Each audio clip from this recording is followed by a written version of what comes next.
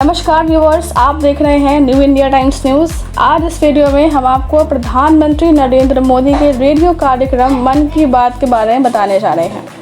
इस बार प्रधानमंत्री नरेंद्र मोदी ने कुछ अलग करने के बारे में सोचा और लोगों से सवाल पूछा, जैसे कि ओलंपिक में व्यक्तिगत स्वर्ण जीतने वाले पहले भारतीय कौन थे। मन की बात में पीएम मोदी ने सबसे पहले दिग्गज मिल्खा सिंह को याद किया। उन्होंने कहा कि दोस्तों, जब हम टोक्यो ओलंपिक की बात कर रहे हैं तो दिग्गज एथलीट मिल्खा सिंह को कोई कैसे भूल सकता है। कुछ दिन पहले कोरोना ने उन्हें हमसे छीन लिया। आगे पीएम मोदी ने स्पोर्ट्समैन चैंपियंस पर बात करते हुए कहा कि जब टैलेंट, डेडिकेशन और स्पोर्ट्समैन स्पिरिट एक साथ आते हैं तब चैंपियन बनता है। टोक्यो जाने वाली हमारी टीम में कुछ ऐसे खिलाड़ी हैं जिनका जीवन बहुत प्रेरणा देता है। उन्होंने महाराष्ट्र के प्रवीण जाधव, जो कि एक तीरंदाज हैं, का जिक्र किया। मन की बात में पीएम मोदी ने आगे कोविड-19 और वैक्सीन स्थिति पर चर्चा की। उन्होंने कहा कि भारत ने 21 जून को 86 लाख लोगों को वैक्सीन लगाने का रिकॉर्ड बनाया। इसके अलावा पीएम मोदी ने राष्ट्र के नाम संबोधन में वर्षा जल संग्रहण करने के लिए भी लोगों को प्रेरित किया।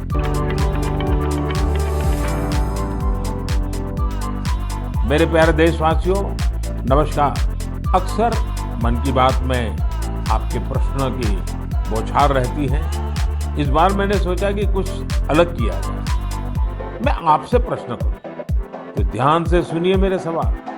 ओलंपिक में इंडिविजुअल गोल्ड जीतने वाला पहला भारतीय कौन था? ओलंपिक के कौन से खेल में भारत ने अब तक सबसे ज्यादा मेडल जीते हैं? ओलंपिक में किस खिलाड़ी ने सबसे ज्यादा पदक जीते हैं? साथियों, आप मुझे जवाब भेजे न भेजे, पर माय गॉव में ओलंपिक्स पर जो क्विज है उसमें प्रश्नों के उत्तर देंगे तो कई सारे इनाम जीतेंगे। ऐसे बहुत सारे प्रश्न माय गॉव के रोड टू टोक्यो क्विज में है। आप रोड टू टोक्यो क्विज में भाग लें। भारत ने पहले कैसा परफॉर्म किया है, हमारी टोक्यो ओलंपिक्स के लिए अब क्या तैयारी है, ये सब खुद जाने और दूसरों को भी बताएं। मैं आप सबसे आग्रह करना चाहता हूं कि आप इस क्विज कंपटीशन में जरूर हिस्सा लीजिए। साथियों, जब बात टोक्यो ओलंपिक्स की हो रही हो तो भला मिल्खा सिंह जी जैसे लीजेंडरी एथलीट को कौन भूल सकता है। कुछ दिन पहले ही कोरोना ने उन्हें हमसे छीन लिया। जब वे अस्पताल में थे तो मुझे उनसे बात करने का अवसर मिला था। बात करते हुए मैंने उनसे आग्रह किया था। मैंने कहा था कि आपने तो 1964 में टोक्यो ओलंपिक्स में भारत का प्रतिनिधित्व किया था, इसलिए इस बार जब हमारे खिलाड़ी ओलंपिक्स के लिए टोक्यो जा रहे हैं तो आपको हमारे एथलीट्स का मनोबल बढ़ाना है, उन्हें अपने संदेश से प्रेरित करना है। वो खेल को लेकर इतना समर्पित और भावुक थे कि बीमारी में भी उन्होंने तुरंत ही इसके लिए हामी भर दी, लेकिन दुर्भाग्य से नियति को कुछ और मंजूर था। मुझे आज भी याद है 2014 में वो सूरत आए थे। हम लोगों ने एक नाइट मैराथन का उद्घाटन किया था। उस समय उनसे जो गपशप हुई, खेलों के बारे में जो बात हुई, उससे मुझे भी बहुत प्रेरणा मिली थी। हम सब जानते हैं कि मिल्खा सिंह जी का पूरा परिवार स्पोर्ट्स को समर्पित रहा है, भारत का गौरव बढ़ाता रहा है। साथियों, जब टैलेंट, डेडिकेशन, डिटर्मिनेशन और स्पोर्ट्समैन स्पिरिट एक साथ मिलते हैं तब जाकर कोई चैंपियन बनता है। हमारे देश में तो अधिकांश खिलाड़ी छोटे छोटे शहरों, कस्बों, गांवों से निकल कर जाते हैं। टोक्यो जा रहे ओलंपिक दल में भी कई ऐसे खिलाड़ी शामिल हैं जिनका जीवन बहुत प्रेरित करता है। हमारे प्रवीण जाधव जी के बारे में आप सुनेंगे तो आपको भी लगेगा कि कितने कठिन संघर्षों से गुजरते हुए प्रवीण जी यहाँ पहुंचे हैं। प्रवीण जाधव जी महाराष्ट्र के सातारा जिले के एक गांव के रहने वाले हैं। वो आर्चरी के बेहतरीन खिलाड़ी हैं। उनके माता पिता मजदूरी कर परिवार चलाते हैं। और अब उनका बेटा अपना पहला ओलंपिक्स खेलने टोक्यो जा रहा है।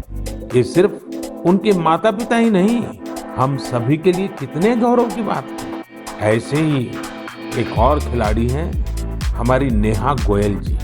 नेहा टोक्यो जा रही महिला हॉकी टीम की सदस्य हैं। उनकी माँ और बहनें साइकिल की फैक्ट्री में काम करके परिवार का खर्च जुटाती हैं। नेहा की तरह ही दीपिका कुमारी जी के जीवन का सफर भी उतार चढ़ाव भरा रहा है। दीपिका के पिता ऑटो रिक्शा चलाते हैं और उनकी माँ नर्स हैं। और अब देखिए, दीपिका अब टोक्यो ओलंपिक्स में भारत की तरफ से एकमात्र महिला तीरंदाज है। कभी विश्व की नंबर 1 तीरंदाज रही दीपिका के साथ हम सबकी शुभकामनाएं हैं। साथियों, जीवन में हम जहां भी पहुंचते हैं, जितनी भी ऊंचाई प्राप्त करते हैं, जमीन से ये जुड़ाव हमेशा हमें अपनी जड़ों से बांधे रखता है। संघर्ष के दिनों के बाद मिली सफलता का आनंद भी कुछ और ही होता है। टोक्यो जा रहे हमारे खिलाड़ियों ने बचपन में साधनों संसाधनों की हर कमी का सामना किया, लेकिन वो डटे रहे, जुटे रहे। उत्तर प्रदेश के मुजफ्फरनगर की प्रियंका गोस्वामी जी का जीवन भी बहुत सीख देता है। प्रियंका के पिता बस कंडक्टर हैं। बचपन में प्रियंका को वो बैग बहुत पसंद था जो मेडल पाने वाली खिलाड़ियों को मिलता है। इसी आकर्षण में उन्होंने पहली बार रेस वॉकिंग प्रतियोगिता में हिस्सा लिया था। अब आज वो इसकी बड़ी चैंपियन है। जैवलिन थ्रो में भाग लेने वाले शिवपाल सिंह जी बनारस के रहने वाले हैं। शिवपाल जी का तो पूरा परिवार ही इस खेल से जुड़ा हुआ है। इनके पिता, चाचा और भाई सभी भाला फेंकने में एक्सपर्ट हैं। परिवार की यही परंपरा उनके लिए टोक्यो ओलंपिक्स में काम आने वाली है। टोक्यो ओलंपिक के लिए जा रहे चिराग शेट्टी और उनके पार्टनर सात्विक साईराज का हौसला भी प्रेरित करने वाला है। हाल ही में चिराग के नाना जी का कोरोना से निधन हो गया था। सात्विक भी खुद पिछले साल कोरोना पॉजिटिव हो गए थे, लेकिन इन मुश्किलों के बाद भी ये दोनों मेंस डबल शटल कंपटीशन में अपना सर्वश्रेष्ठ देने की तैयारी में जुटे हैं। एक और खिलाड़ी से मैं आपका परिचय कराना चाहता हूँ। ये है हरियाणा के भिवानी के मनीष कौशिक जी। मनीष जी खेती किसानी वाले परिवार से आते हैं। बचपन में खेतों में काम करते करते मनीष को बॉक्सिंग का शौक हो गया था। आज ये शौक उन्हें टोक्यो ले जा रहा है। एक और खिलाड़ी है सीए भवानी देवी जी। नाम भवानी है और ये तलवारबाजी में एक्सपर्ट है। चेन्नई के रहने वाली भवानी पहली भारतीय फेंसर है जिन्होंने ओलंपिक में क्वालिफाई किया है। मैं कहीं पढ़ रहा था कि भवानी जी की ट्रेनिंग जारी रहे, इसके लिए उनकी मां ने अपने गहने तक गिरवी रख दिए थे। साथियों, ऐसे तो अनगिनत नाम है, लेकिन मन की बात में मैं आज कुछ ही नामों का जिक्र कर पाया हूँ। टोक्यो जा रहे हर खिलाड़ी का अपना संघर्ष रहा है, बरसों की मेहनत रही है। वो सिर्फ अपने लिए ही नहीं जा रहे, बल्कि देश के लिए जा रहे हैं। इन खिलाड़ियों को भारत का गौरव भी बढ़ाना है और लोगों का दिल भी जीतना है। और इसलिए मेरे देशवासियों में आपको भी एक सलाह देना चाहता हूँ। हमें जाने अनजाने में भी हमारे इन खिलाड़ियों पर दबाव नहीं बनाना है, बल्कि खुले मन से इनका साथ देना है। हर खिलाड़ी का उत्साह बढ़ाना है। सोशल मीडिया पर आप #cheer4India के साथ अपने इन खिलाड़ियों को शुभकामनाएं दे सकते हैं। आप कुछ और भी इनोवेटिव करना चाहें तो वो भी जरूर करें। अगर आपको कोई ऐसा आइडिया आता है जो हमारे खिलाड़ियों के लिए देश को मिलकर करना चाहिए, तो वो आप मुझे जरूर भेजिए। हम सब मिलकर टोक्यो जाने वाले अपने खिलाड़ियों को सपोर्ट करेंगे। Cheer for India, cheer for India, cheer for India. मेरे प्यारे देशवासियों, कोरोना के खिलाफ हम देशवासियों की लड़ाई जारी है, लेकिन इस लड़ाई में हम सब साथ मिलकर कई असाधारण मुकाम भी हासिल कर रहे हैं। अभी कुछ दिन पहले ही हमारे देश ने एक अभूतपूर्व काम किया है।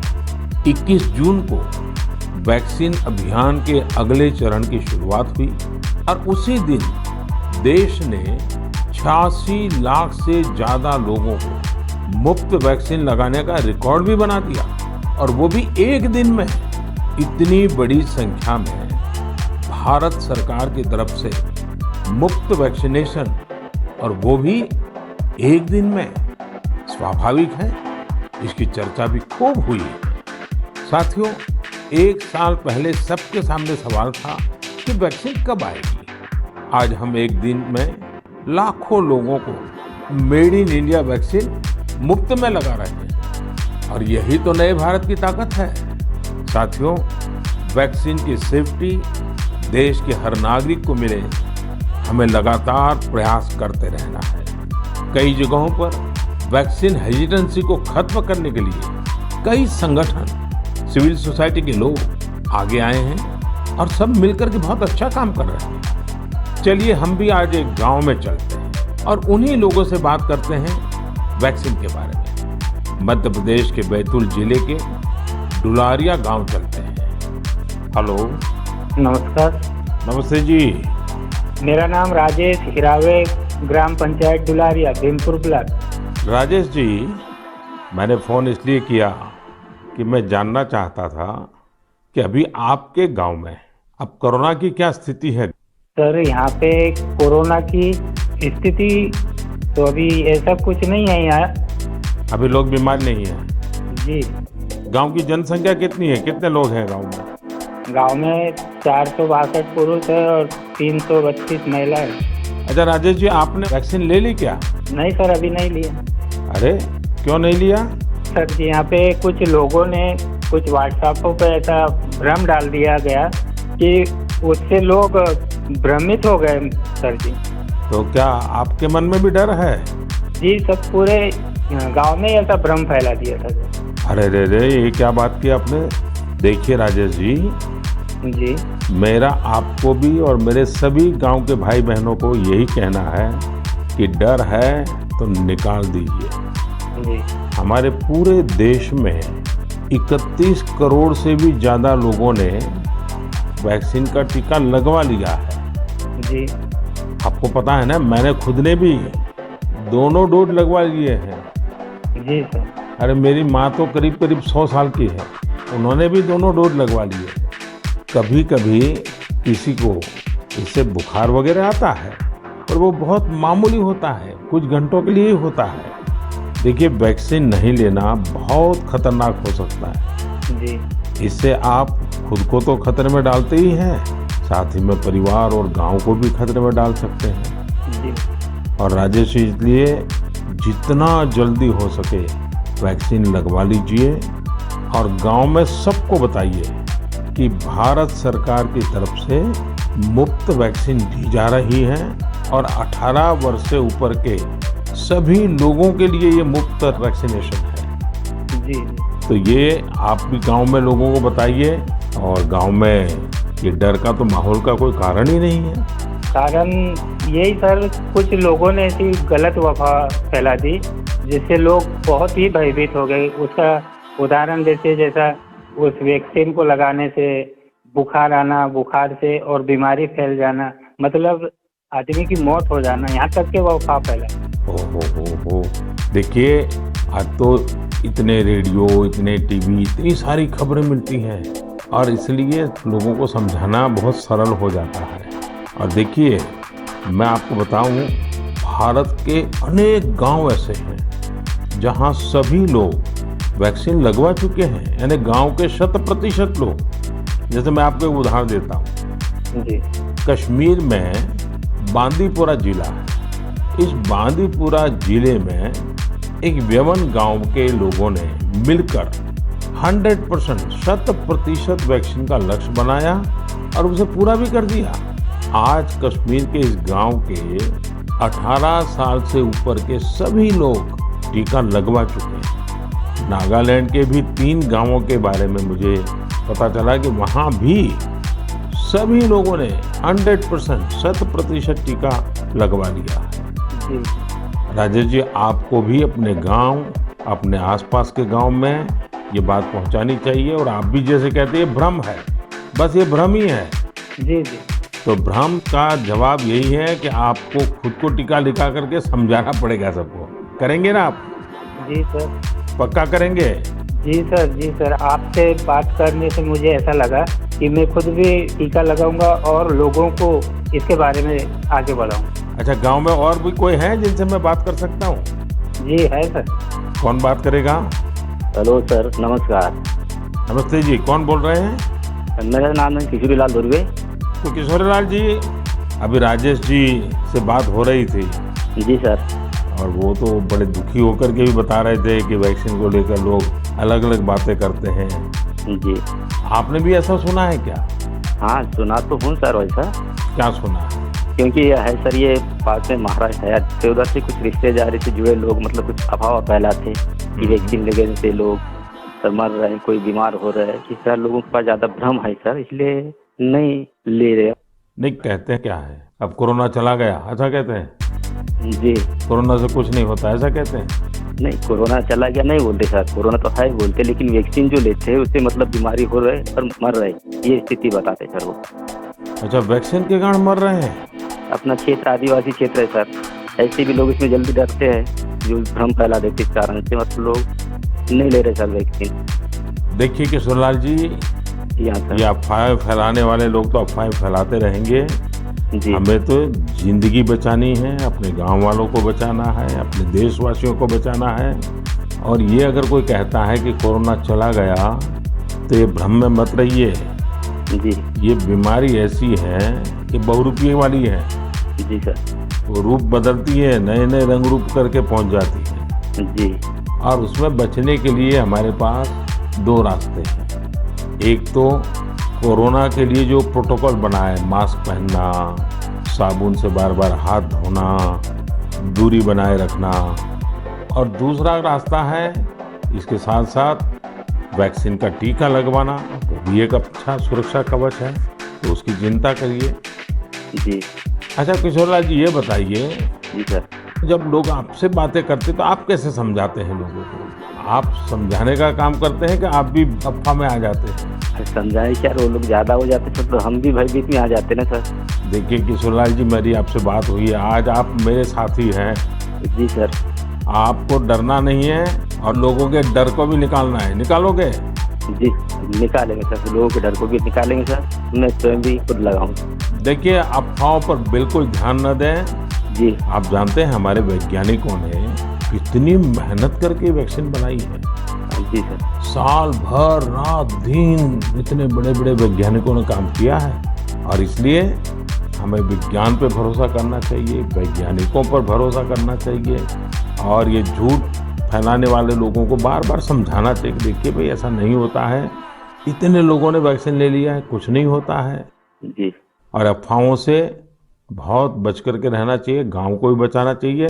जी और राजेश जी, किशोरीलाल जी, आप जैसे साथियों को तो मैं कहूँगा कि आप अपने ही गांव में नहीं और गांवों में भी इन अफवाहों को रोकने का काम कीजिए और लोगों को बताइए। मेरे से बात हुई है, जी सर। बता दीजिए, मेरा नाम बता दीजिए। बताएंगे सर, और समझाएंगे लोगों को और स्वयं भी लेंगे। देखिए, आपके पूरे गांव को मेरी तरफ से शुभकामनाएं दीजिए।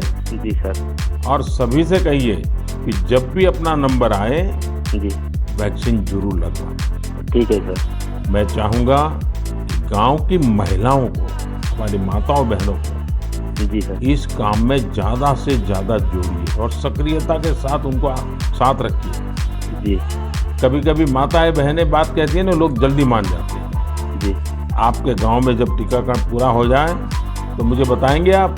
हाँ बताएंगे सर। पक्का बताएंगे? जी देखिए, मैं इंतजार करूंगा आपकी चिट्ठी का। जी सर। चलिए राजेश जी, किशोर जी, बहुत बहुत धन्यवाद, आपसे बात करने का मौका मिला।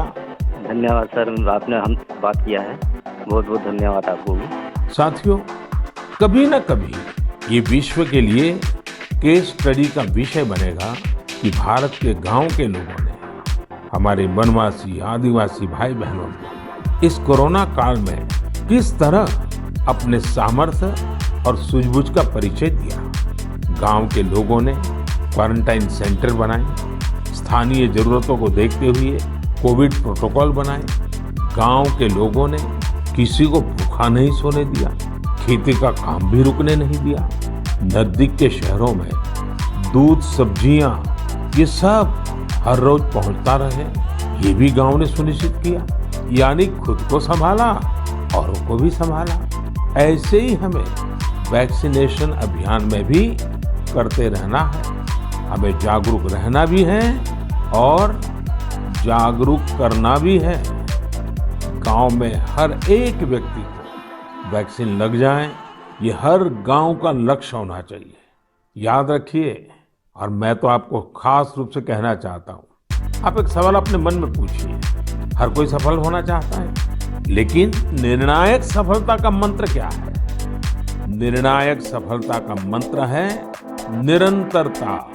इसलिए हमें सुस्त नहीं पड़ना है, किसी भ्रांति में नहीं रहना है। हमें सतत प्रयास करते रहना है कोरोना पर जीत हासिल करनी है। मेरे प्यारे देशवासियों, हमारे देश में अब मानसून का सीजन भी आ गया है। बादल जब बरसते हैं तो केवल हमारे लिए नहीं बरसते, बल्कि बादल आने वाली पीढ़ियों के लिए भी बरसते हैं। बारिश का पानी जमीन में जाकर इकट्ठा भी होता है, जमीन के जल स्तर को भी सुधारता है।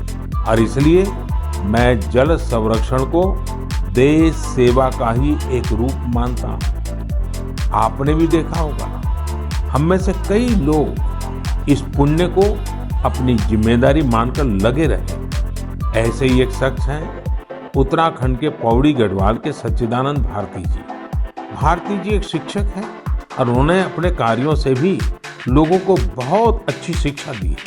आज उनकी मेहनत से ही पौड़ी गढ़वाल के उफरैंखाल क्षेत्र में पानी का बड़ा संकट समाप्त हो गया। जहां लोग पानी के लिए तरसते थे, वहां आज साल भर जल की आपूर्ति हो रही है। साथियों, पहाड़ों में जल संरक्षण का एक पारंपरिक तरीका रहा है, जिसे चाल खाल भी कहा जाता है, यानी पानी जमा करने के लिए बड़ा सा गड्ढा खोदना। इस परंपरा में भारती जी ने कुछ नए तौर तरीकों को जोड़ दिया।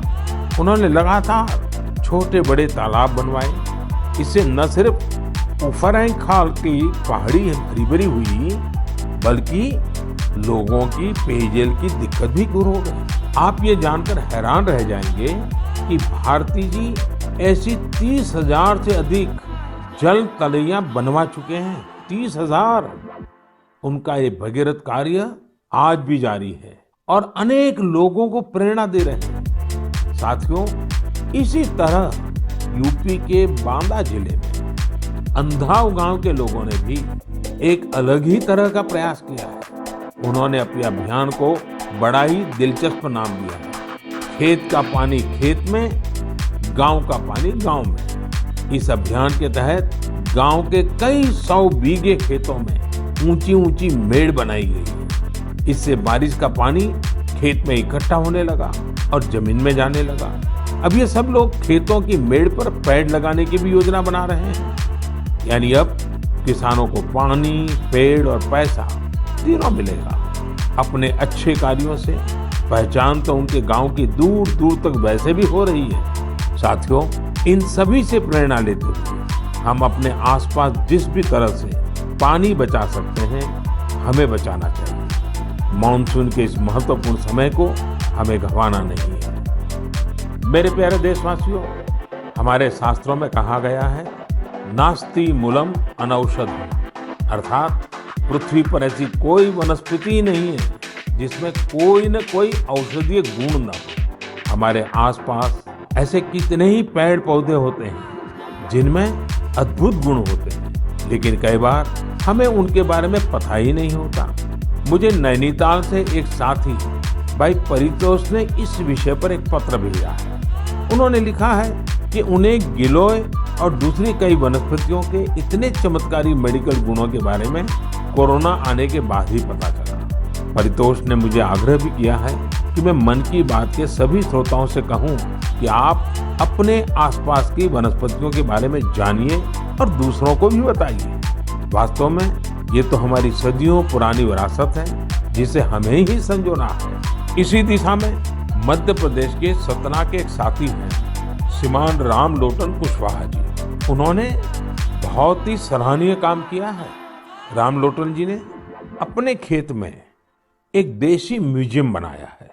इस म्यूजियम में उन्होंने सैकड़ों औषधीय पौधों और बीजों का संग्रह किया है। इन्हें वो दूर सुदूर क्षेत्रों से यहाँ लेकर आए हैं। इसके अलावा वो हर साल कई तरह की भारतीय सब्जियां भी उगाते हैं। रामलोटन जी की इस बगिया, इस देशी म्यूजियम को लोग देखने भी आते हैं और उससे बहुत कुछ सीखते भी हैं। वाकई ये एक बहुत अच्छा प्रयोग है जिसे देश के अलग अलग क्षेत्रों में दोहराया जा सकता है। मैं चाहूंगा आप में से जो लोग इस तरह का प्रयास कर सकते हैं वो जरूर करें। इससे आपकी आय के नए साधन भी खुल सकते हैं। एक लाभ ये भी होगा कि स्थानीय वनस्पतियों के माध्यम से आपके क्षेत्र की पहचान भी बढ़ेगी। मेरे प्यारे देशवासियों, अब से कुछ दिनों बाद 1 जुलाई को हम नेशनल डॉक्टर्स डे मनाएंगे। ये दिन देश के महान चिकित्सक और स्टेट्समैन डॉक्टर बीसी राय की जन्म जयंती को समर्पित है। कोरोना काल में डॉक्टर्स के योगदान के हम सब आभारी हैं। हमारे डॉक्टर्स ने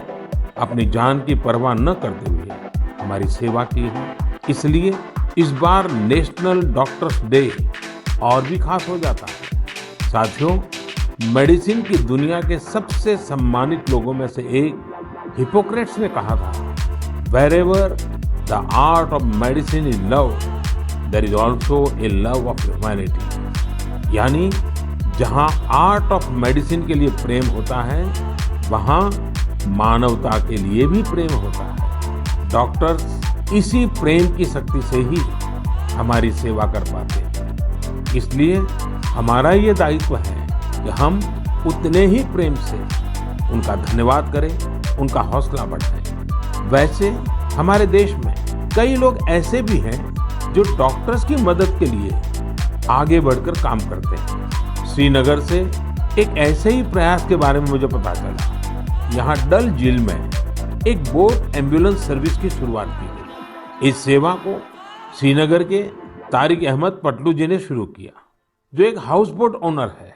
उन्होंने खुद भी कोविड-19 से जंग लड़ी है और इसी से उन्हें एम्बुलेंस सर्विस शुरू करने के लिए प्रेरित किया। उनकी इस एम्बुलेंस से लोगों को जागरूक करने का अभियान भी चल रहा है। वो लगातार एम्बुलेंस से अनाउंसमेंट भी कर रहे हैं। कोशिश यही है कि लोग मास्क पहनने से लेकर दूसरी हर जरूरी सावधानी बरतें। साथियों, डॉक्टर्स डे के साथ ही 1 जुलाई को चार्टर्ड अकाउंटेंट्स डे भी मनाया जाता है। मैंने कुछ वर्ष पहले देश के चार्टर्ड अकाउंटेंट से ग्लोबल लेवल की भारतीय ऑडिट फर्म्स का उपहार मांगा था। आज मैं उन्हें इसकी याद दिलाना चाहता हूँ। अर्थव्यवस्था में पारदर्शिता लाने के लिए चार्टर्ड अकाउंटेंट्स बहुत अच्छी और सकारात्मक भूमिका निभा सकते हैं। मैं सभी चार्टर्ड अकाउंटेंट्स, उनके परिवार के सदस्यों को अपनी शुभकामनाएं देता हूँ। मेरे प्यारे देशवासियों, कोरोना के खिलाफ भारत की लड़ाई की एक बड़ी विशेषता है। इस लड़ाई में देश के हर व्यक्ति ने अपनी भूमिका निभाई है। मैंने मन की बात में अक्सर इसका जिक्र किया है, लेकिन कुछ लोगों को शिकायत भी रहती है कि उनके बारे में उतनी बात नहीं हो पाती। अनेक लोग, चाहे बैंक स्टाफ हो, टीचर्स हो, छोटे व्यापारी या दुकानदार हो, दुकानों में काम करने वाले लोग हो, रेहड़ी पटरी वाले भाई बहन हो, सिक्योरिटी वॉचमैन या फिर पोस्टमैन और पोस्ट ऑफिस के कर्मचारी। दरअसल यह लिस्ट बहुत ही लंबी है और हर किसी ने अपनी भूमिका निभाई है। शासन प्रशासन में भी कितने ही लोग अलग अलग स्तर पर जुटे रहे। साथियों, आपने संभवतः भारत सरकार में सचिव रहे गुरुप्रसाद महापात्र जी का नाम सुना होगा। मैं आज मन की बात में उनका जिक्र भी करना चाहता हूँ। गुरुप्रसाद जी को कोरोना हो गया था। वो अस्पताल में भर्ती थे और अपना कर्तव्य भी निभा रहे थे। देश में ऑक्सीजन का उत्पादन बढ़े, दूर सुदूर इलाकों तक ऑक्सीजन पहुंचे, इसके लिए उन्होंने दिन रात काम किया। एक तरफ कोर्ट कचहरी का चक्कर, मीडिया का प्रेशर, एक साथ कई मोर्चों पर वो लड़ते रहे। बीमारी के दौरान उन्होंने काम करना बंद नहीं किया। मना करने के बाद भी वो जीत करके ऑक्सीजन पर होने वाली वीडियो कॉन्फ्रेंस में भी शामिल हो जाते थे। देशवासियों की इतनी चिंता थी उन्हें, वो अस्पताल के बेड पर खुद की परवाह किए बिना देश के लोगों तक ऑक्सीजन पहुंचाने के लिए इंतजाम में जुटे रहे। हम सबके लिए दुखद है कि इस कर्मयोगी को भी देश ने खो दिया है। कोरोना ने उन्हें हमसे छीन लिया है। ऐसे अनगिनत लोग हैं जिनकी चर्चा कभी हो नहीं पाई। ऐसे हर व्यक्ति को हमारी श्रद्धांजलि यही होगी कि हम कोविड प्रोटोकॉल का पूरी तरह पालन करें, वैक्सीन जरूर लगवाएं। मेरे प्यारे देशवासियों, मन की बात की सबसे अच्छी बात यह है कि इसमें मुझसे ज्यादा आप सबका योगदान रहता है। अभी मैंने MyGov में एक पोस्ट देखी जो चेन्नई के थिरु आर गुरुप्रसाद जी की है। उन्होंने जो लिखा है वो जानकर आपको भी अच्छा लगेगा। उन्होंने लिखा है कि वो मन की बात प्रोग्राम के रेगुलर लिसनर है। गुरुप्रसाद जी की पोस्ट से अब मैं कुछ पंक्तियां कोट कर रहा हूं। उन्होंने लिखा है, जब भी आप तमिलनाडु के बारे में बात करते हैं तो मेरा इंटरेस्ट और भी बढ़ जाता है। आपने तमिल भाषा और तमिल संस्कृति की महानता, तमिल त्योहारों और तमिलनाडु के प्रमुख स्थानों की चर्चा की है। गुरुप्रसाद जी आगे लिखते हैं कि मन की बात में मैंने तमिलनाडु के लोगों की उपलब्धियों के बारे में भी कई बार बताया है। थिरुकुरल के प्रति आपके प्यार और थिरुवल्लुवर जी के प्रति आपके आदर का तो कहना ही क्या। इसलिए मैंने मन की बात में आपने जो कुछ भी तमिलनाडु के बारे में बोला है उन सबको संकलित कर एक ई बुक तैयार की है। क्या आप इस ई बुक को लेकर कुछ बोलेंगे और इसे नमो ऐप पर भी रिलीज करेंगे? धन्यवाद। ये मैं गुरुप्रसाद जी का पत्र आपके सामने पढ़ रहा था। गुरुप्रसाद जी, आपकी ये पोस्ट पढ़कर बहुत आनंद आया। अब आप अपनी ई बुक में एक और पेज जोड़ दीजिए। नान तमिल कला चारक्तिन पेरिये अभिमानी, नान उलगतलय पलमयान तमिल मोलियन पेरिये अभिमानी। उच्चारण का दोष अवश्य होगा, लेकिन मेरा प्रयास और मेरा प्रेम कभी भी कम नहीं होगा।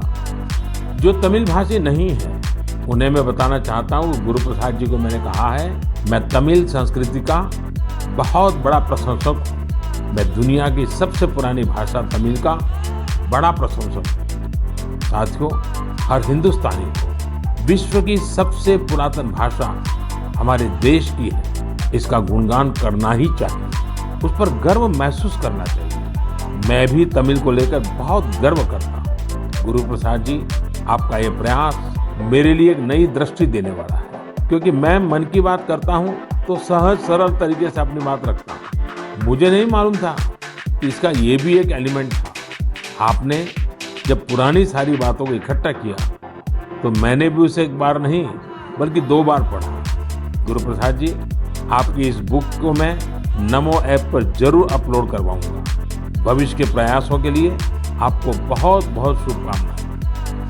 मेरे प्यारे देशवासियों, आज हमने कोरोना की कठिनाइयों और सावधानियों पर बात की। देश और देशवासियों की कई उपलब्धियों पर भी चर्चा की। अब एक और बड़ा अवसर भी हमारे सामने है। 15 अगस्त भी आने वाला है। आजादी के 75 वर्ष का अमृत महोत्सव हमारे लिए बहुत बड़ी प्रेरणा है। हम देश के लिए जीना सीखें। आजादी की जंग देश के लिए मरने वालों की कथा है। आजादी के बाद के इस समय को हमें देश के लिए जीने वालों की कथा बनाना है। हमारा मंत्र होना चाहिए इंडिया फर्स्ट। हमारे हर फैसले, हर निर्णय का आधार होना चाहिए इंडिया फर्स्ट। साथियों, अमृत महोत्सव में देश ने कई सामूहिक लक्ष्य भी तय किए हैं। जैसे हमें अपने स्वाधीनता सेनानियों को याद करते हुए उनसे जुड़े इतिहास को पुनर्जीवित करना है। आपको याद होगा कि मन की बात में मैंने युवाओं से स्वाधीनता संग्राम पर इतिहास लेखन करके शोध करने इसकी अपील की थी। मकसद ये था कि युवा प्रतिभाएं आगे आए, युवा सोच, युवा विचार सामने आए, युवा कलम नई ऊर्जा के साथ लेखन करें। मुझे ये देखकर बहुत अच्छा लगा कि बहुत ही कम समय में 2500 से ज्यादा युवा इस काम को करने के लिए आगे आए। साथियों, दिलचस्प बात यह है 19वीं 20वीं शताब्दी के जंग की बात तो आमतौर पर होती रहती है, लेकिन खुशी इस बात की है कि 21वीं सदी में जो युवा पैदा हुए हैं, 21वीं सदी में जिनका जन्म हुआ है, ऐसे मेरे नौजवान साथियों ने 19वीं और 20वीं शताब्दी की आजादी की जंग को लोगों के सामने रखने का मोर्चा संभाला है। इन सभी लोगों ने माईगॉव पर इसका पूरा ब्यौरा भेजा है। ये लोग हिंदी, इंग्लिश, तमिल, कन्नड़ा, बांग्ला, तेलुगु, मराठी, मलयालम, गुजराती ऐसी देश की अलग अलग भाषाओं में स्वाधीनता संग्राम पर लिखेंगे। कोई स्वाधीनता संग्राम से जुड़े रहे अपने आसपास के स्थानों की जानकारी जुटा रहा है, तो कोई आदिवासी स्वाधीनता सेनानियों पर किताब लिख रहा है। एक अच्छी शुरुआत है। मेरा आप सभी से अनुरोध है कि अमृत महोत्सव से जैसे भी जुड़ सकते हैं जरूर जुड़ें। ये हमारा सौभाग्य है कि हम आज़ादी के 75 वर्ष के पर्व का साक्षी बन रहे हैं। इसलिए अगली बार जब हम मन की बात में मिलेंगे तो अमृत महोत्सव की और तैयारियों पर भी बात करेंगे।